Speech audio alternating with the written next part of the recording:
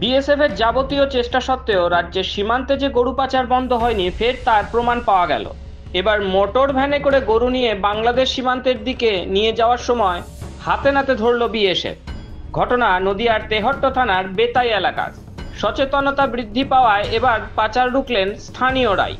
গরুগুলি কি পাচারের উদ্দেশ্যে সীমান্তের দিকে নিয়ে যাওয়া হচ্ছিল, তার তদন্ত করে দেখছে বিএসএফ ও তেহট্ট থানার পুলিশ।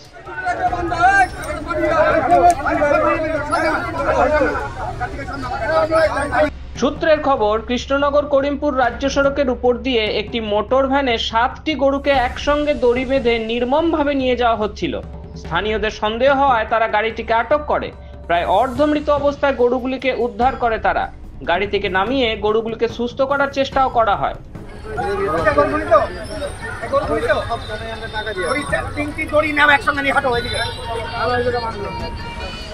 স্থানীয়দের অনুমান, গরুগুলিকে সীমান্ত দিয়ে বাংলাদেশে পাচার করার উদ্দেশ্যেই নিয়ে যাওয়া হচ্ছিল।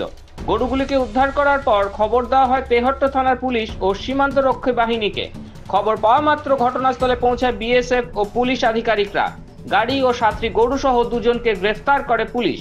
অন্যদিকে গরু পাচারের সন্দেহে এলাকায় ছড়িয়ে পড়ে সাময়িক চাঞ্চল্য।